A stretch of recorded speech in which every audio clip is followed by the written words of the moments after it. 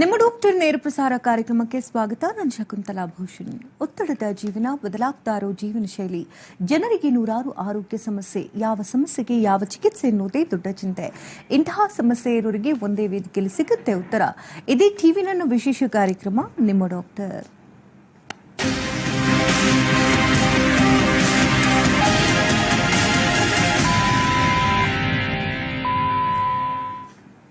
ಬದಲಾಗ್ತಾ ಇರುವಂತಹ ಜೀವನ ಶೈಲಿ ಮತ್ತು ಆಹಾರ ಕ್ರಮದಿಂದ ಅನೇಕ ರೀತಿಯ ಆರೋಗ್ಯ ಸಮಸ್ಯೆಗಳು ಪ್ರತಿಯೊಬ್ಬರನ್ನ ಕಾಡ್ತಾ ಇದೆ. ಇತ್ತೀಚಿನ ದಿನಗಳಲ್ಲಿ ಸಂತಾನೋತ್ಪತ್ತಿ ಕುಗ್ಗುವಿಕೆಗೆ ಕಾರಣ ಆಗ್ತಾ ಇದೆ. ಹಾಗಾದ್ರೆ ಈ ಸಂತಾನೋತ್ಪತ್ತಿ ಕುಗ್ಗುವಿಕೆ ಅಂತ ಅಂದ್ರೆ ಏನು? ಯಾವ ಕಾರಣಕ್ಕಾಗಿ ಈ ರೀತಿ ಕುಗ್ಗುವಿಕೆ ಆಗುತ್ತೆ? ಕುಗ್ಗುವಿಕೆ ಆಗ್ತಾ ಇರುವಂತಹ ಸಂದರ್ಭದಲ್ಲಿ ಯಾವ ರೀತಿಯ ಚಿಕಿತ್ಸೆಗಳನ್ನ ಅಳವಡಿಸಿಕೊಳ್ಬೇಕಾಗುತ್ತೆ? ಇನ್ನು IUI ಅಂತ ಅಂದ್ರೆ ಏನು? IVF ಅಂತಂದ್ರೇನು? ಹೆಲ್ದಿ ಮಗುವನ್ನ ಪಡಿಬೇಕು ಅಂತಂದ್ರೆ ಅನುಸರಿಸಬೇಕಾದಂತಹ ಕ್ರಮಗಳೇನು? ದಂಪತಿಗಳು ತಿಳ್ಕೊಳ್ಬೇಕಾದಂತಹ ವಿಷಯಗಳೇನು? ಇದೆಲ್ಲದ್ರ ಬಗ್ಗೆ ಮಾಹಿತಿಯನ್ನು ಕೊಡೋದಕ್ಕೆ ಗರ್ಭಗುಡಿ IVF ಸೆಂಟರ್ನ ಇನ್ಫರ್ಟಿಲಿಟಿ ಸ್ಪೆಷಲಿಸ್ಟ್ ಆಗಿರ್ತಕ್ಕಂಥ ಡಾಕ್ಟರ್ ಚಿನ್ಮಯಿ ಅವರು ನಮ್ಮೊಂದಿಗಿದ್ದಾರೆ. ಬನ್ನಿ ಅವರ ಕಾರ್ಯಕ್ರಮಕ್ಕೆ ವೆಲ್ಕಮ್ ಮಾಡೋಣ. Welcome to the show. Thank you. ಸಂತಾನೋತ್ಪತ್ತಿ ಕುಗ್ಗುವಿಕೆ ಅಂತ ಇತ್ತೀಚಿನ ದಿನಗಳಲ್ಲಿ ಹೆಚ್ಚಾಗಿ ಹೇಳ್ತಾ ಇದ್ದಾರೆ. ಹಿಂದೆನೂ ಕೂಡ ಈ ರೀತಿ ಸಮಸ್ಯೆಗಳಿತ್ತು, ಬಟ್ ಅಷ್ಟಾಗಿ ಬೆಳಕಿಗೆ ಬರ್ತಿರಲಿಲ್ಲ. ನೇರವಾಗಿ ಹೆಣ್ಮಕ್ಕಳಲ್ಲೇ ಸಮಸ್ಯೆಗಳಿದೆ ಅಂತ ನೇರವಾಗಿ ದೂಷಿಸ್ತಾ ಇದ್ರು. ಬಟ್ ಇತ್ತೀಚಿನ ದಿನಗಳಲ್ಲಿ ಪ್ರತಿಯೊಬ್ಬರಿಗೂ ಗೊತ್ತಾಗ್ತಾ ಇದೆ, ಇಬ್ಬರಲ್ಲೂ ಕೂಡ ಪಾರ್ಟ್ನರ್ಸ್ ಅಲ್ಲಿ ಸಮಸ್ಯೆಗಳಿದೆ ಅಂತ. ಈ ಕುಗ್ಗುವಿಕೆ ಅಂತ ಅಂದ್ರೆ ಏನು ಅಂತೀವಿ? ಈಗ ಒಂದು ದಂಪತಿಗಳು 1 ವರ್ಷ ಅವರು ಮಗುಗೆ ಪ್ರಯತ್ನ ಪಟ್ಟು ಪ್ರೆಗ್ನೆನ್ಸಿ ಆಗದೇ ಇದ್ದಾಗ ಅಂಥವ್ರಿಗೆ ನಾವು ಇನ್ಫರ್ಟೈಲ್ ಅಥವಾ ಸಬ್ ಫರ್ಟಿಲಿಟಿ ಅಂತಲೂ ಹೇಳ್ತೀವಿ. ಸೊ ಅದಕ್ಕೆ ಹಲವಾರು ಕಾರಣ ಇರ್ಬೋದು. ಇವತ್ತಿನ ಜೀವನ ಶೈಲಿಲಿ ಅಂದರೆ ಅವ್ರಿಗೆ ಸ್ಟ್ರೆಸ್ ಇರ್ಬೋದು, ತುಂಬ ನಿಧಾನಕ್ಕೆ ಲೇಟಾಗಿ ಮದುವೆ ಆಗ್ತಾ ಇರೋದು, ಸೊ ಅದು ಮುಂದಕ್ಕೆ ಕರಿಯರ್ ಓರಿಯೆಂಟೆಡ್ ಆಗಿರೋರು, ತುಂಬ ನಿಧಾನಕ್ಕೆ ಪ್ರೆಗ್ನೆನ್ಸಿ ಪ್ಲ್ಯಾನ್ ಮಾಡ್ತಾ ಇರೋದ್ರಿಂದ ನಾವು ಇವಾಗಿಂದ ಇದರಲ್ಲಿ ಜಾಸ್ತಿ ಇನ್ಫರ್ಟಿಲಿಟಿನ ನೋಡ್ತಾ ಇದ್ದೀವಿ ಇವತ್ತಿನ ಸಮಾಜದಲ್ಲಿ. ಸೊ ಈ ತೊಂದರೆ ಯಾರಲ್ಲಿರುತ್ತೆ ಅಂತ ನಾವು ಪರೀಕ್ಷೆ ಮಾಡಿ ನೋಡಬೇಕಾಗತ್ತೆ. ಹೆಂಗಸರಲ್ಲಾದರೂ ಇರಬಹುದು, ಗಂಡಸರಲ್ಲಾದರೂ ಇರಬಹುದು. ಕೆಲವು ಸತಿ ಇಬ್ಬರಲ್ಲೂ ತೊಂದರೆ ಇರೋದನ್ನು ಸಹ ನಾವು ನೋಡ್ತೀವಿ. ಸೊ ಯಾವಾಗ ನಾವು ಪರೀಕ್ಷೆ ಮಾಡುವಾಗ್ಲೂ ಇಬ್ಬರು ದಂಪತಿಗಳನ್ನೂ ಒಟ್ಟಿಗೆ ಏನೇ ನಾವು ಕಾರಣಗಳಿದೆ ಅಂತ ಪರೀಕ್ಷೆ ಮಾಡಿ ಕೆಲವು ಟೆಸ್ಟ್ಗಳ ಮೂಲಕ ನೋಡಿ ಅದಕ್ಕೆ ಕರೆಕ್ಟಾಗಿರೋ ಪರಿಹಾರನ ನಾವು ಕೊಟ್ಟಾಗ ಖಂಡಿತವಾಗ್ಲೂ ಅವ್ರ ಮಗುನ ಪಡ್ಕೊಳ್ಬಹುದು. ಸೊ ಪ್ರಮುಖವಾಗಿ ಈಗ ಹೆಣ್ಮಕ್ಳಲ್ಲಿ ಏನೇನು ಸಮಸ್ಯೆಗಳು ಹೆಚ್ಚಾಗ್ತದೆ? ಇತ್ತೀಚಿನ ದಿನಗಳಲ್ಲಿ ಗಮನಿಸಿದಂತೆ ಈಗ ಥೈರಾಯ್ಡ್ ಇರ್ಬೋದು, PCOD ಇರ್ಬೋದು, ವೆರಿ ಕಾಮನ್ ಅಂತ ಹೇಳ್ಬೋದು. ಸೊ ಅದು ಕೂಡ ಇಂಪಾರ್ಟೆಂಟ್ ಆಗುತ್ತೆ. ಹೌದು. ಈಗ ಮಹಿಳೆಯರಲ್ಲಿ ನೋಡೋದಾದ್ರೆ ಇವಾಗಿನ ಸಮಾಜದಲ್ಲಿ ತುಂಬ ಕಾಮನ್ ಕಾಸಸ್ ಇನ್ಫರ್ಟಿಲಿಟಿಗೆ ಅನ್ನೋದಾದ್ರೆ ಒಂದು ಏಜ್. ಹೆಂಗಸರಿಗೆ 30-35 ವರ್ಷ ಕ್ರಾಸ್ ಆಗ್ತಿದ್ದಂಗೆ ಅಂಡಾಶಯಲ್ಲಿ ಮೊಟ್ಟೆ ಸಂಖ್ಯೆ ಕ್ಷೀಣ ಆಗ್ತಾ ಹೋಗುತ್ತೆ. ಅದು ಕ್ಷೀಣ ಆದಂಗೆ ಅವರಿಗೆ ಪ್ರೆಗ್ನೆನ್ಸಿ ಆಗೋ ಸಾಧ್ಯತೆ ಸಹ ಕಮ್ಮಿ ಆಗ್ತಾ ಇರುತ್ತೆ. ಸೊ ಅವ್ರು ಎಷ್ಟು ಬೇಗ ಪ್ರೆಗ್ನೆನ್ಸಿನ ಪ್ಲ್ಯಾನ್ ಮಾಡ್ಕೊಳ್ತಾರೆ ಅಷ್ಟು ಅವ್ರಿಗೆ ಬೇಗ ಪ್ರೆಗ್ನೆನ್ಸಿನ ಪಡ್ಕೊಳ್ಬಹುದು. ಒಂದು. ಎರಡನೇದು, ಅವ್ರಿಗೆ ತೂಕ ದಪ್ಪ ಆಗ್ತಾ ಇರೋದ್ರಿಂದ ಅಥವಾ ತುಂಬ ಸ್ಟ್ರೆಸ್ ಲೆವೆಲ್ಸ್ ಇರೋದ್ರಿಂದ ಅಥವಾ ಕೆಲವು ಸತಿ PCOD ಅಂತ ಕೇಳಿರ್ತೀವಿ, ಅಥವಾ ಎಂಡೋಮೆಟ್ರೋಸಿಸ್ ಅಂತ ಅಂಡಾಶಯಲ್ಲಿ ಸಿಸ್ಟ್ಗಳಿರ್ತವೆ, ಅದರಿಂದ ಅವ್ರಿಗೆ ಪ್ರೆಗ್ನೆನ್ಸಿ ಆಗಕ್ಕೆ ತೊಂದರೆ ಆಗಬಹುದು. ಅಥವಾ ಗರ್ಭನಾಳ ಇರುತ್ತೆ, ಗರ್ಭಕೋಶದ ಪಕ್ಕದಲ್ಲಿ 2 ಫೆಲೋಪಿಯನ್ ಟ್ಯೂಬ್ಸ್ ಅಥವಾ ಗರ್ಭನಾಳ ಅಂತ ಹೇಳ್ತೀವಿ. ಅದರಲ್ಲಿ ಏನೋ ಕೆಲವು ಸತಿ ಇನ್ಫೆಕ್ಷನ್ನಿಂದ ಅಥವಾ TB ತೊಂದರೆಯಿಂದ ಗರ್ಭನಾಳಗಳಲ್ಲಿ ಬ್ಲಾಕ್ ಆಗಿದ್ರೆ ಅವಾಗಲೂ ಅವ್ರಿಗೆ ನ್ಯಾಚುರಲ್ ಪ್ರೆಗ್ನೆನ್ಸಿ ಆಗೋ ಸಾಧ್ಯತೆ ತುಂಬ ಕಮ್ಮಿ ಇರುತ್ತೆ. ಅಥವಾ ಗರ್ಭಕೋಶದಲ್ಲಿ ಕೆಲವು ಸತಿ ಗೆಡ್ಡೆಗಳು ಬೆಳ್ಕೊಂಡಿರುತ್ತೆ, ಫೈಬ್ರಾಯ್ಡ್ ಅಂತ ಹೇಳ್ತೀವಿ, ಅಥವಾ ಪಾಲಿಪ್ ಅಂತ, ಅಡಿನೋಮಯೋಸಿಸ್. ಸೊ ಈ ಕಾರಣಗಳೆಲ್ಲ ಇರೋರಲ್ಲಿ ಪ್ರೆಗ್ನೆನ್ಸಿ ಆಗೋಕ್ಕೆ ತೊಂದರೆ ಇರುತ್ತೆ. ಸೊ ಯಾರಿಗೆ ಮೊದಲೇನೆ ಅವರಿಗೆ ಮದುವೆಗೆ ಮುಂಚೆನೋ ಅಥವಾ ಇಮಿಡಿಯೇಟ್ ಆಗಿ ಅವ್ರಿಗೆ PCOD ಇದೆಯೋ ಅಥವಾ ಎಂಡೋಮೆಟ್ರೋಸಿಸ್ ಇದೆ ಅಂತ ತೊಂದರೆ ಗೊತ್ತಿರುತ್ತೆ, ಅವರು ಜಾಸ್ತಿ ವರ್ಷ ಕಾಯೋ ಬದಲು ಮೊದಲಿಗೆ ಬಂದು ಪರೀಕ್ಷೆ ಮಾಡಿಕೊಂಡು ಆ ಕಾರಣಗಳಿಂದ ಅವರಿಗೆ ಪ್ರೆಗ್ನೆನ್ಸಿ ಆಗೋಕ್ಕೆ ಎಷ್ಟು ಪ್ರಮಾಣ ತೊಂದರೆ ಇದೆ, ಅವರು ಪ್ರೆಗ್ನೆನ್ಸಿ ಮುಂದೂಡಕ್ಕೆ ಸಾಧ್ಯ ಇದೆಯಾ ಅಥವಾ ಅವ್ರು ಇಮಿಡಿಯೇಟ್ ಪ್ಲ್ಯಾನ್ ಮಾಡಬೇಕಾ ಅಂತ ತಿಳ್ಕೊಂಡ್ರೆ ಅವರು ಇನ್ಫರ್ಟಿಲಿಟಿನ ನಿಜವಾಗ್ಲೂ ಬೇಗ ತಡೆಗಟ್ಕೊಂಡು ಬೇಗ ಪ್ರೆಗ್ನೆನ್ಸಿನ ಪಡ್ಕೋಬಹುದು. ಪುರುಷರಲ್ಲಿ ಏನೇನು ಸಮಸ್ಯೆಗಳು ಕಾರಣ? ಪುರುಷರಲ್ಲೂ ಅದೇ ರೀತಿ ನಾ ಹೇಳ್ದಂಗೆ ಅವರಲ್ಲೂ ಈಗ ಕೆಲವು ಸತಿ ಅವ್ರ ಜೀವನ ಶೈಲಿಗಳಿಂದ, ತುಂಬ ಸ್ಮೋಕಿಂಗ್ ಮಾಡೋದ್ರಿಂದ ಅಥವಾ ಆಲ್ಕೋಹಾಲ್ ಕನ್ಸಂಪ್ಷನ್ನಿಂದ ಅಥವಾ ಕೆಲವು ಸತಿ ತೂಕ ದಪ್ಪ ಆದಾಗ, ಸ್ಟ್ರೆಸ್ ದಪ್ಪ ಆದಾಗ ಇವೆಲ್ಲವೂ ವೀರಾಣುಗಳ ಮೇಲೆ ತುಂಬ ಅತಿಯಾದ ಪರಿಣಾಮನ ಬೀರುತ್ತೆ. ಸೊ ಆ ರೀತಿಯಿಂದ ಅವರಿಗೆ ವೀರಾಣುಗಳಲ್ಲಿ ತೊಂದರೆಗಳು ಕಾಣಿಸ್ಕೋಬಹುದು. ಅಂದರೆ ಮುಂದಕ್ಕೆ ವೀರಾಣುಗಳ ಸಂಖ್ಯೆ ಕಮ್ಮಿ ಆಗೋದು ಅಥವಾ ಚಲನಶಕ್ತಿ ಕಮ್ಮಿ ಆಗೋದು, ವೀರಾಣುಗಳಲ್ಲಿ ಕೆಲವು ಆಕಾರ ಇರುತ್ತೆ, ಆ ಆಕಾರ ಕಮ್ಮಿ ಕಾಣಿಸೋದ್ರಲ್ಲಿ, ಅಥವಾ ಕೆಲವು ಸತಿ ತುಂಬ ಡ್ಯಾಮೇಜ್, ಎಸ್ಪೆಷಲಿ ಸ್ಮೋಕಿಂಗ್ ಮಾಡೋರಲ್ಲಿ ಅನ್ಕಂಟ್ರೋಲ್ಡ್ ಶುಗರ್ಸ್ ಇರುತ್ತೆ. ಈಗ ನಾವು ನೋಡ್ತಾ ಇದ್ದೀವಿ 35-40 ವರ್ಷದವ್ರಿಗೇ ಬೇಗ ಶುಗರ್ಸ್ ಬಂದುಬಿಡುತ್ತೆ. ಬಟ್ ಅವ್ರನ್ನ ಇಷ್ಟು ಸಣ್ಣ ವಯಸ್ಸು ನನಗೆ ಶುಗರ್ ಇರೋಕ್ಕೆ ಸಾಧ್ಯ ಇಲ್ಲ ಅಂದ್ಕೊಂಡು ಟ್ರೀಟ್ಮೆಂಟ್ ತಗೊಳ್ಳದೇ ಇದ್ದಾಗ ಅದು ತುಂಬ ಹೆಚ್ಚಿನ ಪ್ರಮಾಣದಲ್ಲಿ ದೇಹದಲ್ಲಿ ಹೋದಾಗ ವೀರಾಣುಗಳಲ್ಲಿ ತುಂಬ DFI ಅಂತ ಹೇಳ್ತೀವಿ, DNA ಫ್ರಾಗ್ಮೆಂಟೇಷನ್ ಅಂತ, ಆ ಪ್ರಮಾಣದ ಡ್ಯಾಮೇಜು ತುಂಬ ಹೆಚ್ಚಿನ ಜಾಸ್ತಿ ಆದಾಗ ಅವ್ರಿಗೆ ಪ್ರೆಗ್ನೆನ್ಸಿ ಆಗೋದಕ್ಕೆ ತೊಂದರೆ ಆಗುತ್ತೆ. ಅದೇ ರೀತಿ ಹೇಗೆ ಹೆಂಗಸರಲ್ಲಿ ಥೈರಾಯ್ಡ್ ತೊಂದರೆ ಇರುತ್ತೋ ಹಾಗೆ ಗಂಡಸರಲ್ಲಿ ಥೈರಾಯ್ಡ್ ತೊಂದರೆ ಬಂದರೂ ಅಥವಾ BP ಅನ್ಕಂಟ್ರೋಲ್ ಇದ್ದವರಲ್ಲಿ, ಶುಗರ್ಸ್ ಅನ್ಕಂಟ್ರೋಲ್ ಇದ್ದವರಲ್ಲಿ ವೀರಾಣುಗಳಲ್ಲಿ ತೊಂದರೆ ಕಾಣಿಸ್ಕೊಂಡು ಪ್ರೆಗ್ನೆನ್ಸಿ ಆಗೋಕ್ಕೆ ಪ್ರಾಬ್ಲಮ್ ಆಗ್ಬೋದು. ಸೊ ಈ ರೀತಿಯಾಗಿ ಯಾರಿಗೆ 1 ವರ್ಷ ಪ್ರೆಗ್ನೆನ್ಸಿ ಆಗಿರಲ್ಲ ಅಂಥವರು ಬಂದು ಮೊದಲೇ ಪರೀಕ್ಷೆ ಮಾಡಿಸ್ಕೊಂಡು ಇದೆಲ್ಲದಕ್ಕೂ ಟ್ರೀಟ್ಮೆಂಟ್ ಇದೆ. ಸೊ ಇದೆಲ್ಲನೂ ಅವ್ರು ಇಮಿಡಿಯೇಟಾಗಿ ಟ್ರೀಟ್ಮೆಂಟ್ ತೊಗೊಂಡು ಸರಿಪಡಿಸ್ಕೊಂಡ್ರೆ ಆದಷ್ಟು ಬೇಗ ಅವ್ರು ಪ್ರೆಗ್ನೆನ್ಸಿನ ಪಡ್ಕೋಬೋದು. ಯಾವ ಸಂದರ್ಭದಲ್ಲಿ IUI ಅಥವಾ IVFಗೆ ಹೋಗಬೇಕಾಗುತ್ತೆ? ಈಗ ನಾನು ಹೇಳ್ದಂಗೆ ಅವರಿಗೆ ನಾವು ಫಸ್ಟಿಗೆ ಪರೀಕ್ಷೆ ಮಾಡಿ ನೋಡ್ತೀವಿ ಏನು ಕಾರಣ ಇದೆ, ಯಾಕೆ ಪ್ರೆಗ್ನೆನ್ಸಿ ಆಗ್ತಾ ಇಲ್ಲ ಅಂತ. ಸೊ ಈಗ ಮೊದಲಿಗೆ ಸಿಂಪಲ್ ಟ್ರೀಟ್ಮೆಂಟ್ ಅಂದರೆ IUI ಅಲ್ಲಿ ಏನು ಮಾಡ್ತೀವಿ, ಅವ್ರಿಗೆ ಮಹಿಳೆಯರಲ್ಲಿ ಮೊಟ್ಟೆ ಬೆಳೆಯೋದಕ್ಕೆ ಮೆಡಿಸಿನ್ಸ್ ಹಾಕಿ ಆ ಮೊಟ್ಟೆ ಒಡೆದು ಹೊರಗಡೆ ಬರೋ ಟೈಮಲ್ಲಿ ಹಸ್ಬೆಂಡು ವೀರಾಣುಗಳನ್ನ ತೊಗೊಂಡು ಅದರಲ್ಲಿ ಒಳ್ಳೆ ವೀರಾಣುನ ಸೆಪರೇಟ್ ಮಾಡಿ ಡೈರೆಕ್ಟ್ ಗರ್ಭಕೋಶಕ್ಕೆ ಹಾಕೋದು. ಇದು ಒಂದು ಸಿಂಪಲ್ ಟ್ರೀಟ್ಮೆಂಟ್ ಇರುತ್ತೆ. ಇದಕ್ಕೆ ನಾವು IUI ಅಂತ ಕರಿತೀವಿ. ಸೊ ಇದು ಯಾರಲ್ಲಿ ವರ್ಕ್ ಆಗುತ್ತೆ ಅಂದರೆ ಯಾರಿಗೆ ಮಹಿಳೆಯರಲ್ಲಿ ಏಜು 35 ವರ್ಷದ ಕೆಳಗಿರುತ್ತೆ, ಮೊಟ್ಟೆ ಸಂಖ್ಯೆ ನಾರ್ಮಲ್ ಪ್ರಮಾಣದಲ್ಲಿರುತ್ತೆ, ಬಟ್ ಬೆಳವಣಿಗೆ ಆಗೋದಕ್ಕೆ ತೊಂದರೆ ಇರುತ್ತೆ, ಈ ಥರ PCOD ತೊಂದರೆ ಇರೋರಲ್ಲಿ. ಆದರೆ IUI ವರ್ಕ್ ಆಗಬೇಕು ಅಂದರೆ ಅವ್ರ ಗರ್ಭನಾಳ ಪರ್ಫೆಕ್ಟ್ ಆಗಿರಬೇಕು. ಆ ಗರ್ಭನಾಳ ಚೆನ್ನಾಗಿದ್ರಷ್ಟೇ ಅಥವಾ ಫೆಲೋಪಿಯನ್ ಟ್ಯೂಬ್ ಚೆನ್ನಾಗಿದ್ರಷ್ಟೇ IUI ವರ್ಕ್ ಆಗಕ್ಕೆ ಸಾಧ್ಯ. ಸೊ ಅವ್ರಿಗೆ ಅದು ನಾರ್ಮಲ್ ಇದೆಯಾ ಇಲ್ವಾ ಅಂತ ಫಸ್ಟೇ ಟೆಸ್ಟ್ ಮಾಡಿಕೊಂಡು ಅದು ನಾರ್ಮಲ್ ಇರೋರಲ್ಲಿ ನಾವು IUI ಹೇಳ್ತೀವಿ. ಅದೇ ರೀತಿ ಯಾರಿಗೆ ಗಂಡಸರಲ್ಲಿ ವೀರಾಣುಗಳ ಸಂಖ್ಯೆ ಕಮ್ಮಿ ಇದ್ದು ಅಂದರೆ 10 ಮಿಲಿಯನ್ಗಿಂತ ಜಾಸ್ತಿ ಇದ್ದು 15 ಒಳಗಿರೋರಲ್ಲಿ, ಅಥವಾ ಚಲನಾಶಕ್ತಿ ಸ್ವಲ್ಪ ಪ್ರಮಾಣದಲ್ಲಿ ಕಮ್ಮಿ ಆಗಿರೋರಲ್ಲಿ, ಅಥವಾ ನಾ ಹೇಳ್ದಂಗೆ ಆಕಾರ ಬಂದು ಬರೀ 2%, 3% ಇರುತ್ತಲ್ಲ ಅಂಥವ್ರಿಗೆ IUI ತುಂಬಾ ಉಪಯೋಗಕ್ಕೆ ಬರುತ್ತೆ. ಈಗ ಒಂದು ದಂಪತಿಗಳಿಗೆ ಮ್ಯಾಕ್ಸಿಮಮ್ ಅಂದರೆ 3 ರಿಂದ 4 IUI ನಾವು ಸಜೆಸ್ಟ್ ಮಾಡ್ತೀವಿ. ಅದರಲ್ಲೇ ಮ್ಯಾಕ್ಸಿಮಮ್ ಪ್ರೆಗ್ನೆನ್ಸಿ ರೇಟ್ಸ್ ಇರುತ್ತೆ. ಸೊ ಈ ಥರ ಸಿಂಪಲ್ ತೊಂದರೆ ಇರೋರಲ್ಲಿ IUI ಪಡ್ಕೊಂಡಾಗ ಅವರಿಗೆ ಪ್ರೆಗ್ನೆನ್ಸಿ ಆಗೋದಕ್ಕೆ ಈಸಿ ಆಗುತ್ತೆ. ಇನ್ನು IVF ಮೊರೆ ಹೋಗೋದು ಯಾವಾಗ? IVF ಅಂದರೆ ನೆಕ್ಸ್ಟ್ ಲೆವೆಲ್ ಆಫ್ ಟ್ರೀಟ್ಮೆಂಟ್ ನಾವು ಹೇಳೋದು. ಸೊ ಯೂಶಲಿ ನಾನು ಹೇಳ್ದಂಗೆ ಗರ್ಭನಾಳದಲ್ಲಿ ತೊಂದರೆ ಇರೋರಲ್ಲಿ, ಯಾರಲ್ಲಿ ಬ್ಲಾಕ್ ಆಗಿರುತ್ತೆ ಅವ್ರಿಗೆ ನ್ಯಾಚುರಲ್ ಪ್ರೆಗ್ನೆನ್ಸಿ ಆಗಲಿ IUI ಆಗಲಿ ಅದು ಆ ಮೂಲಕ ಪ್ರೆಗ್ನೆನ್ಸಿ ಆಗೋಕ್ಕೆ ಸಾಧ್ಯ ಇರೋದಿಲ್ಲ. ಅಂಥವ್ರಿಗೆ ನಾವು ಆವಾಗ IVF ಸಜೆಸ್ಟ್ ಮಾಡ್ತೀವಿ. ಅಥವಾ ಯಾರಿಗೆ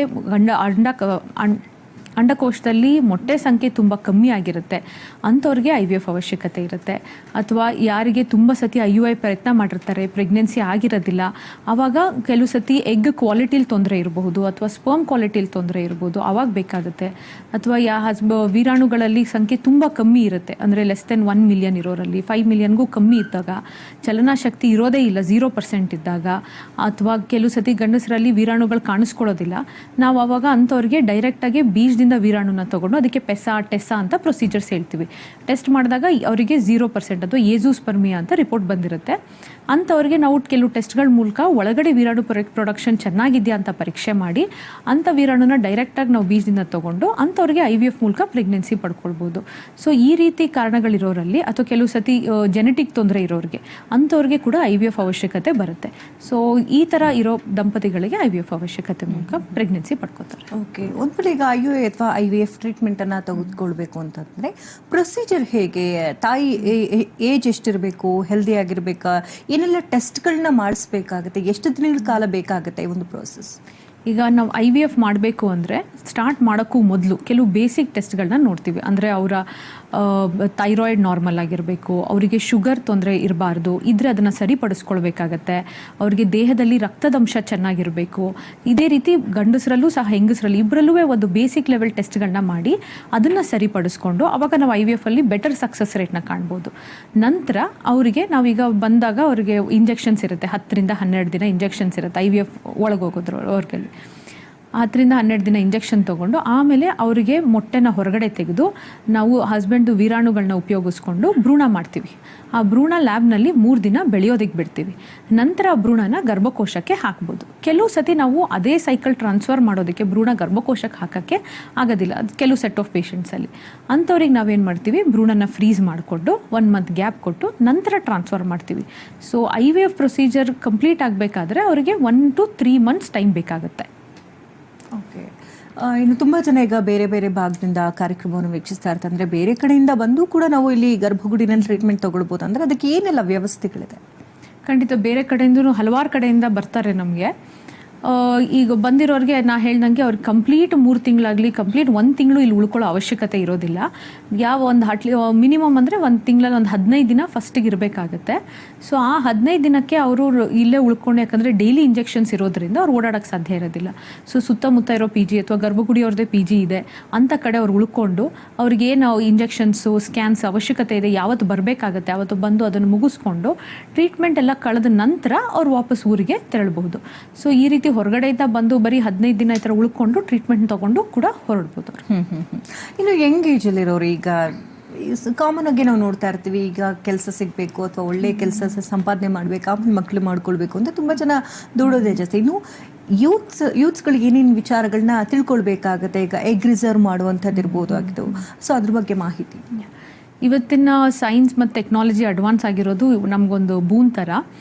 ಈಗ ನಾವು ನೋಡ್ತೀವಿ ಹಲವಾರು ಜನ ಬಂದು ನಮಗೀಗ ಫಸ್ಟ್ ಆಫ್ ಆಲ್ ಅವ್ರಿಗೆ ಪ್ರೆಗ್ನೆನ್ಸಿ ಮದುವೆ ಆಗೋದೇ ಲೇಟಾಗಿ ಏಜಲ್ಲಿ ಆಗಿರ್ತಾರೆ. ನಂತರ ಕರಿಯರ್ ಓರಿಯೆಂಟೆಡ್, ನಾನು ಫಸ್ಟ್ ಅಚೀವ್ ಮಾಡಬೇಕು, ಅದಾದಮೇಲೆ ನಾನು ಪ್ರೆಗ್ನೆನ್ಸಿ ಪ್ಲ್ಯಾನ್ ಮಾಡಬೇಕು. ಸೊ ಈ ರೀತಿ ಮಾಡಿಕೊಂಡು ಅವ್ರಿಗೆ ವಯಸ್ಸು ಮೀರೋಗೋದು ಎಷ್ಟೋ ಸತಿ ತಿಳಿದು ಬರೋದಿಲ್ಲ. ಸೊ ಆವಾಗ ಕೈ ಮೀರೋದಾಗ ಮೊಟ್ಟೆ ಸಂಖ್ಯೆ ಕಮ್ಮಿ ಆಗಿಬಿಡುತ್ತೆ ಅಂಡಾಶಯಲ್ಲಿ. ಒಂದು ಸತಿ ಮೊಟ್ಟೆ ಸಂಖ್ಯೆ ಕಮ್ಮಿ ಆಗಿಬಿಟ್ರೆ ಜಾಸ್ತಿ ಮಾಡೋದಕ್ಕೆ ಟ್ರೀಟ್ಮೆಂಟ್ ಇಲ್ಲ. ಸೊ ಇರೋದ್ರಲ್ಲಿ ಬೇಗ ಬೆಸ್ಟ್ ಪ್ರೆಗ್ನೆನ್ಸಿ ಅವ್ರು ಪಡ್ಕೊಳ್ಬೇಕು ಅಂದರೆ ಆದಷ್ಟು ಬೇಗ ಅವ್ರು ಪ್ಲ್ಯಾನ್ ಮಾಡಬೇಕಾಗುತ್ತೆ. ಬಟ್ ಕೆಲವು ಸತಿ ಅವರಿಗೆ ಅವರ ಸರ್ಕಮ್ಸ್ಟೆನ್ಸಸ್ ಆಗಿರ್ಬೋದು ಅಥವಾ ಅವ್ರ ಕರಿಯರಿಂದ ಅವ್ರು ಮಾಡ್ಕೊಳ್ಳೋದಕ್ಕೆ ಆಗದೇ ಇರೋರಿಗೆ ನಾವು ಸೋಷಿಯಲ್ ಎಗ್ ಫ್ರೀಸಿಂಗ್ ಅಂತ ಒಂದು ಆಪ್ಷನ್ ಇರುತ್ತೆ.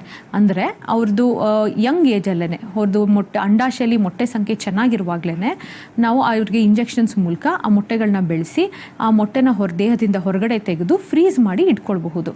ಸೊ ಆ ಮೊಟ್ಟೆಗಳು ಅದೇ ರೀತಿ ಅದೇ ಏಜಲ್ಲಿ ನಾವು 5 ವರ್ಷ ಅಥವಾ 10 ವರ್ಷ ಫ್ರೀಸ್ ಮಾಡಿ ಇಡ್ಬೋದು. ಅವ್ರು ಯಾವಾಗ ನಂತರ ಪ್ರೆಗ್ನೆನ್ಸಿ ಪ್ಲ್ಯಾನ್ ಮಾಡಬೇಕು ಅಂತ ಡಿಸೈಡ್ ಮಾಡ್ತಾರೆ ಆವಾಗ ಅವರು ಬಂದು ಅವ್ರ ಹಸ್ಬೆಂಡ್ದು ವೀರಾಣುಗಳನ್ನ ತೊಗೊಂಡು ಭ್ರೂಣ ಮಾಡಿಕೊಂಡು ಆ ಭ್ರೂಣನ ಅವ್ರ ನಂತರ ಟ್ರಾನ್ಸ್ಫರ್ ಮಾಡಿಸ್ಕೊಳ್ಬೋದು. ಆವಾಗ ಮೇನ್ ಅವರು ಯಾವ ಭಯದಿಂದ ಹೊರಗೆ ಬರ್ಬೋದು ಅಂದರೆ ಏಜ್ ಆಗೋಗ್ತಾ ಇದೆ, ನನಗೆ ಮುಂದಕ್ಕೆ ಪ್ರೆಗ್ನೆನ್ಸಿ ಆಗುತ್ತೋ ಇಲ್ವೋ ಅನ್ನೋ ಭಯನ ಅವರು ಅದರಿಂದ ಖಂಡಿತವಾಗ್ಲೂ ಹೊರಗೆ ಬರ್ಬೋದು. ಕೆಲವು ಸತಿ ಈಗ ಮದುವೆ ಆಗಿರೋದ ಮೇಲೆ ನಾನು ಮುಂದಕ್ಕೆ ಪೋಸ್ಟ್ಪೋನ್ ಮಾಡಬೇಕು ಪ್ರೆಗ್ನೆನ್ಸಿ ಅನ್ನೋರು ಡೈರೆಕ್ಟಾಗಿ ಭ್ರೂಣನೇ ಫ್ರೀಸ್ ಮಾಡಿ ಇಟ್ಕೊಂಡು ನಂತರ 2 ವರ್ಷ 3 ವರ್ಷ ಅವ್ರು ಯಾವಾಗ ಪ್ಲ್ಯಾನ್ ಮಾಡಬೇಕು ಅಂತ ಇದ್ದಾರೆ ಅವಾಗ ಬಂದು ಪ್ರೆಗ್ನೆನ್ಸಿನ ಪಡ್ಕೊಳ್ಬಹುದು. ಇತ್ತೀಚಿನ ದಿನಗಳಲ್ಲಿ ನಾವು ನೋಡ್ತಾ ಇರೋದು ಅಂದರೆ ಸೆಕೆಂಡ್ ಇನ್ಫರ್ಟಿಲಿಟಿ ಅಂದರೆ ಅನ್ಎಕ್ಸ್ಪ್ಲೇನ್ ಅಂತ ಹೇಳ್ಬೋದು. ಮೊದಲನೇ ಮಗು ಸರಾಗವಾಗಿದೆ, ಏನು ರೀತಿಯ ಸಮಸ್ಯೆಗಳಿರಲಿಲ್ಲ, ಈಗ 2ನೇ ಮಗು ಮಾಡ್ಕೊಳಕ್ಕೆ ಹೋಗ್ತಾ ಇದ್ವಿ ಬಟ್ ಸಾಧ್ಯನೇ ಆಗ್ತಾ ಇಲ್ಲ ಅನ್ನುವಂಥ ಕಂಪ್ಲೇಂಟ್ಸ್ ಹೆಚ್ಚಾಗ್ತಾ ಇದೆ. ಇದಕ್ಕೇನು ಕಾರಣ? ಸೊ ಈಗ ಎಷ್ಟೋ ಸತಿ ಅವ್ರು ಅಂದ್ಕೊಂಡಿರೋದು ಮೊದಲನೇ ಮಗು ನಮ್ಗೆ ಈಸಿಯಾಗಿ ಆಗೋಯ್ತು, ಸೆಕೆಂಡ್ ಮಗು ಸಹ ನಮ್ಗೆ ಅಷ್ಟೇ ಈಸಿಯಾಗಿ ಆಗಿಬಿಡುತ್ತೆ, ಏನು ತೊಂದರೆ ಇರೋದಿಲ್ಲ ಅಂತ ಅಂದ್ಕೊಂಡಿರ್ತಾರೆ. ಬಟ್ ಕೆಲವು ಸತಿ ತೊಂದರೆಗಳು ಕಾಣಿಸ್ಕೋಬಹುದು. ಈಗ ಮೊದಲನೇ ಮಗು ಆದಮೇಲೆ ಕೆಲವು ಮಕ್ಕಳು ಬೇಡ ಅಂತ ಕಾಪರ್ಟಿ ಆ ಥರ ಹಾಕಿಸ್ಕೊಂಡಿರ್ತಾರೆ. ಅದು ಹಾಕಿಸ್ಕೊಂಡಿದ್ದಾಗ ಕೆಲವು ಸತಿ ಅದರಿಂದ ಇನ್ಫೆಕ್ಷನ್ಸು ದೇಹದ ಒಳಗೆ ಹೋಗಿ ಆ ಇನ್ಫೆಕ್ಷನಿಂದ ಗರ್ಭನಾಳಗಳು ಬ್ಲಾಕ್ ಆಗೋ ಸಾಧ್ಯತೆ ಇರುತ್ತೆ. ಆವಾಗ ಪ್ರೆಗ್ನೆನ್ಸಿ ಆಗೋಕ್ಕೆ ತೊಂದರೆ ಆಗ್ಬೋದು. ಅಥವಾ ಫಸ್ಟ್ ಪ್ರೆಗ್ನೆನ್ಸಿಲಿ ಅವ್ರ ವಯಸ್ಸು ಕಮ್ಮಿ ಇರುತ್ತೆ, ಯಾವುದೇ ರೀತಿ ತೊಂದರೆಗಳಿರೋದಿಲ್ಲ, ಆರಾಮಾಗಿ ಅವ್ರಿಗೆ ಪ್ರೆಗ್ನೆನ್ಸಿ ಆಗಿರುತ್ತೆ. ಇವಾಗ ಅವರಿಗೆ 35 ವರ್ಷ ಆಗಿರಬಹುದು, ಅಂಡಾಶಯಲ್ಲಿ ಮೊಟ್ಟೆ ಸಂಖ್ಯೆ ಕಮ್ಮಿಯಾಗಿ ಪ್ರೆಗ್ನೆನ್ಸಿ ಆಗದೇ ಇರಬಹುದು, ಅಥವಾ ಅವ್ರ ತೂಕ ದಪ್ಪ ಆಗಿರಬಹುದು, ಅಥವಾ ಇವಾಗ ಹೊಸದಾಗಿ ಮುಂಚೆ ಥೈರಾಯ್ಡ್ ತೊಂದರೆ ಇಲ್ದಲೇ ಇವಾಗ ಕಾಣಿಸ್ಕೊಂಡಿರಬಹುದು. ಅದನ್ನೆಲ್ಲ ನಾವು ಸರಿಪಡಿಸಬಹುದು, ಸಿಂಪಲ್ ಟ್ರೀಟ್ಮೆಂಟ್ ಮೂಲಕ ಸರಿಪಡಿಸ್ಬೋದು. ಅದೇ ರೀತಿ ಗಂಡಸರಲ್ಲೂ ಸಹ ಮುಂಚೆ ಅವರು ಹೆಲ್ದಿಯಾಗಿದ್ದು ಇವಾಗ ಅವರಿಗೆ ತುಂಬ ಸ್ಟ್ರೆಸ್ಸಿಂದ ಅಥವಾ ಒತ್ತಡದಿಂದ ಅಥವಾ ಕೆಲವು ಸತಿ ಈಗ ಎಸ್ಪೆಷಲಿ ಈ ಹೀಟ್ ಎನ್ವೈರ್ನ್ಮೆಂಟಲ್ಲಿ ವರ್ಕ್ ಮಾಡೋರಲ್ಲಿ ನಾವು ಡ್ರೈವರ್ಸಲ್ಲಿ ನೋಡ್ತೀವಿ, ಈವನ್ ಫಾರ್ಮರ್ಸಲ್ಲಿ ನೋಡ್ತೀವಿ. ಸೊ ಅವರೆಲ್ಲ ಕೆಮಿಕಲ್ಸ್ ಎಕ್ಸ್ಪೋಸ್ ಆಗಿರ್ತಾರೆ. ಪೇಂಟರ್ಸಲ್ಲಿ ಅಂಥವ್ರಲ್ಲಿ ಏನಾಗುತ್ತೆ, ಇದು ಟೈಮ್ ಕಳೀತಾ ಈ ಎಲ್ಲ ಕೆಮಿಕಲ್ಸಿಂದ ವೀರಾಣುಗಳಲ್ಲಿ ಡ್ಯಾಮೇಜ್ ಉಂಟಾಗಿ ಪ್ರೆಗ್ನೆನ್ಸಿ ಆಗೋದಕ್ಕೆ ತೊಂದರೆ ಆಗ್ಬೋದು. ಸೊ ಅವ್ರು ಬಂದು ಯಾರಿಗೆ ಸೆಕೆಂಡ್ ಪ್ರೆಗ್ನೆನ್ಸಿಲೂ 1 ವರ್ಷದಿಂದ ಟ್ರೈ ಮಾಡಿ ಆಗಿರೋದಿಲ್ಲ ಅಂಥವ್ರು ಬಂದು ತೋರಿಸ್ಕೊಂಡು ಏನು ಕಾರಣ ಅಂತ ಅದಕ್ಕೆ ಕರೆಕ್ಟಾಗಿರೋ ಪರಿಹಾರನ ಅವ್ರು ಪಡ್ಕೊಂಡ್ರೆ ಖಂಡಿತವಾಗ್ಲೂ ಪ್ರೆಗ್ನೆನ್ಸಿ ಮಾಡ್ಕೊ. ತುಂಬ ಜನ ಈಗ ಮೊದಲನೇ ಮಗು ಮಾಡ್ಕೊಂಡು ಆಪರೇಷನ್ ಮಾಡ್ಕೊಂಡಿರ್ತಾರೆ, ನಾನಾ ಕಾರಣಗಳಿಂದ ಮಗು ತೀರಿ ಹೋಗುವಂಥ ಸಂದರ್ಭಗಳು ಕೂಡ ಹೆಚ್ಚಾಗಿ ನೋಡ್ತಾ ಇದ್ವಿ. ಸೊ ಅಂಥವ್ರಿಗೆ ಯಾವ ರೀತಿ ಟ್ರೀಟ್ಮೆಂಟ್ ಮುಖಾಂತರ ಅವ್ರ ಮಗು ಪಡ್ಕೊಳ್ಬಹುದು? ಈಗ ಯಾರಲ್ಲಿ ಈಗ ಆಪರೇಷನ್ ಮಾಡಿಸ್ಕೊಂಡು ಆಪರೇಷನಲ್ಲಿ ಏನು ಮಾಡ್ತಾರೆ ಅಂದರೆ ಗರ್ಭನಾಳಗಳನ್ನ ಕಟ್ ಮಾಡಿರ್ತಾರೆ. ಸೊ ಅದರಿಂದ ಅವ್ರಿಗೆ ಪ್ರೆಗ್ನೆನ್ಸಿ ಆಗಬಾರ್ದು ಅಂತ. ಸೊ ಈಗ ಒಂದ್ಸತಿ ಗರ್ಭನಾಳ ಕಟ್ ಮಾಡಿದ್ಮೇಲೆ ಅವರಿಗೆ ಮತ್ತೆ ಪ್ರೆಗ್ನೆನ್ಸಿ ಆಗಬೇಕು ಅಂತ ಅವ್ರು ಬಯಸಿದಾಗ ಅಂಥವ್ರಿಗೆ ನಾವು 2 ಆಪ್ಷನ್ ಕೊಡ್ತೀವಿ. ಒಂದು ಡೈರೆಕ್ಟ್ IVF ಹೋಗೋದು, ಅದರಲ್ಲಿ ಅವರಿಗೆ ಪ್ರೆಗ್ನೆನ್ಸಿ ಚಾನ್ಸಸ್ ಇನ್ನೂ ಜಾಸ್ತಿ ಇರುತ್ತೆ, ಆಲ್ಮೋಸ್ಟ್ 55 to 60% ಪ್ರೆಗ್ನೆನ್ಸಿ ಚಾನ್ಸಸ್, ಮತ್ತು ಇಮಿಡಿಯೇಟಾಗಿ ಪ್ರೆಗ್ನೆನ್ಸಿನ ಪಡ್ಕೊಳ್ಬೋದು. ಇಲ್ಲ ಅಂದರೆ ಗರ್ಭನಾಳ ಮರು ಜೋಡಣೆ ಮಾಡಬಹುದು. ಬಟ್ ಅದರದ್ದು ಸಕ್ಸಸ್ ರೇಟ್ ಬಂದು ಸ್ವಲ್ಪ ಕಮ್ಮಿ ಇರುತ್ತೆ, 20% ಒಳಗೇನೆ ಇರುತ್ತೆ. ಮತ್ತು ಟೈಮ್ ಕನ್ಸ್ಯೂಮಿಂಗ್, ಈಗ ಅದು ಆಪರೇಷನ್ ಮಾಡಿ ಅದು ಸಕ್ಸಸ್ ಆಗಿದೆಯಾ ಇಲ್ವಾ ಅಂತ 6 ತಿಂಗಳು ವೆಯ್ಟ್ ಮಾಡಿ ಮತ್ತೆ ಟ್ಯೂಬ್ ಟೆಸ್ಟ್ ಮಾಡಿ ಅದು ನಾರ್ಮಲ್ ಆಗಿದ್ರೆ ಅವ್ರು ಪ್ರಯತ್ನ ಮಾಡಬೇಕಾಗುತ್ತೆ. ಬಟ್ IVF ಮೂಲಕ ಅವ್ರು ಇಮಿಡಿಯೇಟಾಗಿ ಪಡ್ಕೋಬಹುದು ಮತ್ತು ಸಕ್ಸಸ್ ರೇಟ್ ಕೂಡ ಜಾಸ್ತಿ ಇರುತ್ತೆ. ಇನ್ನಷ್ಟು ಮಾಹಿತಿಗಳನ್ನ ಪಡ್ಕೊಳ್ತೀನಿ. ವೀಕ್ಷಕರೇ, ಕಾರ್ಯಕ್ರಮ ಮುಂದುವರಿಯುತ್ತೆ ಒಂದು ಪುಟ್ಟ ವಿರಾಮದ ಬಳಿಕ. ನಿಮ್ಮ ಡಾಕ್ಟರ್ ನೇರ ಪ್ರಸಾರ ಕಾರ್ಯಕ್ರಮಕ್ಕೆ ಮತ್ತೊಮ್ಮೆ ಸ್ವಾಗತ. ಇವತ್ತಿನ ಸಂಚಿಕೆಯಲ್ಲಿ ಸಂತಾನೋತ್ಪತ್ತಿ ಕುಗ್ಗುವಿಕೆ ಬಗ್ಗೆ ಮಾತನಾಡ್ತಾ ಇದ್ವಿ. ಗರ್ಭಗುಡಿ IVF ಸೆಂಟರ್ನ ವೈದ್ಯರಾಗಿರ್ತಕ್ಕಂಥ ಡಾಕ್ಟರ್ ಚಿನ್ಮಯ್ ಅವರು ನಮ್ಮೊಂದಿಗಿದ್ದಾರೆ. ಇನ್ನಷ್ಟು ಮಾಹಿತಿಯನ್ನು ಪಡ್ಕೊಳ್ಳೋಣ. ಸೊ ನಾನಾ ಬಾರಿ ಕ್ಯಾಂಪ್ಗಳು ಕೂಡ ನಡೀತಾ ಇರುತ್ತೆ. ಸೊ ಈ ಬಾರಿ ಎಲ್ಲಿದೆ ಕ್ಯಾಂಪು? ಸೊ ಈ ಸತಿ ನಾವು ಒಂದು ಫ್ರೀ ಕ್ಯಾಂಪ್ನ ಆಯೋಜಿಸಿದ್ದೀವಿ. ಅದು ತಿಪ್ಟೂರ್ನಲ್ಲಿದೆ. ಈ ಬರೋ ಭಾನುವಾರ 12th ಜೂನ್ ನಡೆಸ್ತಾ ಇದ್ದೀವಿ ಫ್ರೀ ಕ್ಯಾಂಪು. ಸೊ ಅಲ್ಲಿ ಸುತ್ತಮುತ್ತಲಿರೋ ಜನಗಳು ಬಂದು ಒಂದು ಕನ್ಸಲ್ಟೇಷನ್ನ ಪಡ್ಕೋಬಹುದು ಅಲ್ಲಿ. ಓಕೆ. ಈಗ ತುಂಬಾ ಕಡೆ IVF IUI ಎಲ್ಲ ಫೇಲಿಯರ್ ಆಗಿರುತ್ತೆ, ಜೀವನದಲ್ಲಿ ಹೋಪ್ಸ್ನೇ ಕಳ್ಕೊಂಡ್ಬಿಡ್ತಾರೆ, ನಾವಿನ್ ಮಗು ಪಡೆಯೋದಕ್ಕಾಗದೇ ಇಲ್ಲ ಅನ್ನೋ ಒಂದು ಮನಸ್ಥಿತಿ ಬಂದಿರುತ್ತೆ. ಸೊ ಅಂಥವ್ರು ಗರ್ಭಗುಡಿಗೆ ಬಂದ್ರೆ ಸಕ್ಸಸ್ ರೇಟ್ ಅಂತ ನೀವು ನೋಡೋದಾದ್ರೆ ಇಲ್ಲಿವರೆಗೆ ಬಂದಿರೋದ್ರಲ್ಲಿ ಎಷ್ಟು ಸಕ್ಸಸ್ ರೇಟ್ ಇದೆ, ಅವ್ರಿಗೆ ಯಾವ ರೀತಿ ಅಡ್ವಾನ್ಸ್ ಟ್ರೀಟ್ಮೆಂಟ್ಸ್ ಇದೆ? ಸೊ ನಮ್ಮಲ್ಲಿ ನಾವು ನೋಡೋದಾದರೆ ಓವರಾಲ್ ಇಷ್ಟು ವರ್ಷದ ಸ್ಟ್ಯಾಟಿಸ್ಟಿಕ್ಸ್ ಮೂಲಕ ವಿ ಹ್ಯಾವ್ ಮೇಂಟೈನ್ ಕನ್ಸಿಸ್ಟೆಂಟಾಗಿ we have seen a success rate of about 60%. So IVF ಅಲ್ಲಿ 60% ಇಸ್ ಅ ಗುಡ್ ಸಕ್ಸಸ್ ರೇಟೆ. ಬಟ್ ಯಾರಿಗೆ ಈ ಥರ ಪದೇ IVF ನೆಗೆಟಿವ್ ಬಂದಿರುತ್ತೆ ಅಥವಾ IUI ನೆಗೆಟಿವ್ ಬಂದಿರೋರಿಗೆ IVF ಅವಶ್ಯಕತೆ ಇರುತ್ತೆ.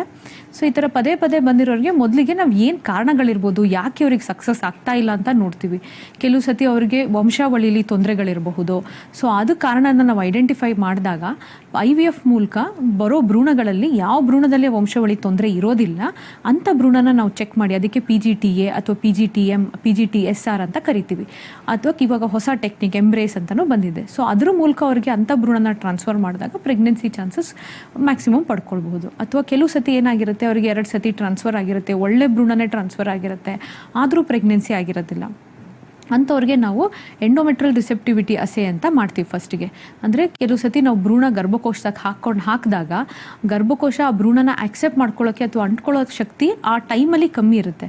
ಸೊ ಯಾವ ಟೈಮಲ್ಲಿ ಆ ಶಕ್ತಿ ಮ್ಯಾಕ್ಸಿಮಮ್ ಇರುತ್ತೆ ಅಂತ ನಾವು ಕಂಡುಹಿಡಿದು ನಂತರ ಅದನ್ನು ಟ್ರಾನ್ಸ್ಫರ್ ಮಾಡಿದಾಗ ಆವಾಗ ಅವರಿಗೆ ಪ್ರೆಗ್ನೆನ್ಸಿ ಚಾನ್ಸಸ್ ಆಲ್ಮೋಸ್ಟ್ 80% ಇರುತ್ತೆ ಒಳ್ಳೆ ಭ್ರೂಣ ಟ್ರಾನ್ಸ್ಫರ್ ಮಾಡಿರೋರಲ್ಲಿ. ಅಥವಾ ಕೆಲವು ಸತಿ DFI ಅಥವಾ ಗಂಡಸರಲ್ಲಿ ವೀರಾಣುಗಳಲ್ಲಿ DNA ಫ್ರಾಗ್ಮೆಂಟೇಷನ್ ಇಂಡೆಕ್ಸ್ ಅಂತ ನೋಡ್ತೀವಿ. ಯಾವ ವೀರಾಣುಗಳಲ್ಲಿ ಅದು ಹೆಚ್ಚಿನ ಪ್ರಮಾಣದಲ್ಲಿ 30%ಗೂ ಹೆಚ್ಚಿನ ಪ್ರಮಾಣದಲ್ಲಿರುತ್ತೆ ಅಂಥವ್ರಿಗೆ ಈ ಥರ ಪದೇ IVF ನೆಗೆಟಿವ್ ಬರೋದು, ಒಳ್ಳೆ ಭ್ರೂಣ ಫಾರ್ಮ್ ಆಗದೆ ಇರೋದು ಈ ರೀತಿ ಕಾಣಿಸ್ಕೊಳ್ಳುತ್ತೆ. ಅವರಿಗೆ ನಾವೇನು ಮಾಡ್ತೀವಿ, ಡೈರೆಕ್ಟಾಗಿ ಬೀಜದಿಂದ ವೀರಾಣುನ ತಗೊಳ್ಳೋದು ಅಥವಾ ಮ್ಯಾಕ್ಸ್ ಅಂತ ಪ್ರೊಸೀಜರ್ ಮಾಡ್ತೀವಿ.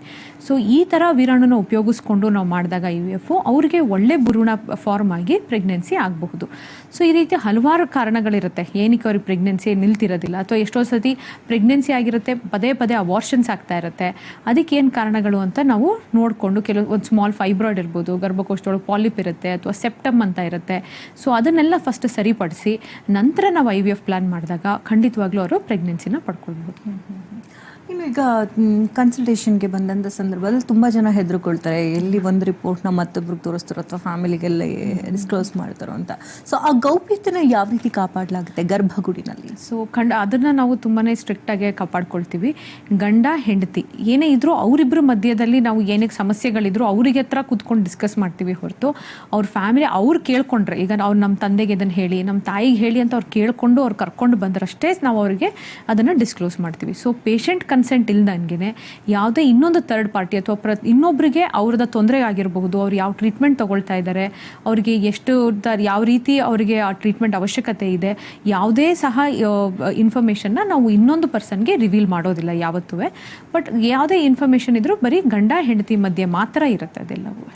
ತುಂಬ ಜನರಿಗೆ ಒಂದು ರೀತಿ ರಾಂಗ್ ಅಸಂಪ್ಷನ್ ಅಂತ ಹೇಳ್ಬೋದು. ಈಗ IUI ಅಥವಾ IVF ಮೊರೆ ಹೋದರೆ ತುಂಬ ರೆಸ್ಟ್ ಮಾಡಬೇಕು, ತುಂಬ ನಾಜೂಕಾಗಿ ನೋಡ್ಕೊಳ್ಬೇಕು ಅಂತ ತುಂಬ ಜನ ಪ್ರೆಗ್ನೆನ್ಸಿ ಮಗು ಆಗೋವರೆಗೂ ಕೂಡ ಬೆಡ್ ರೆಸ್ಟ್ ಅಲ್ಲೇ ಇರೋ ಪೇಷಂಟ್ಸ್ಗಳನ್ನು ಕೂಡ ನಾವು ತುಂಬ ಜನ ನೋಡಿರ್ತೀವಿ. ಸೊ ಇದ್ರ ಬಗ್ಗೆ ಒಂದು ಕ್ಲಾರಿಟಿ ಕೊಡೋದಾದ್ರೆ ಆ ರೀತಿ ಅದಕ್ಕೆ ತಪ್ಪು ಕಲ್ಪನೆ ಅಂತಲೇ ಹೇಳ್ಬೋದು.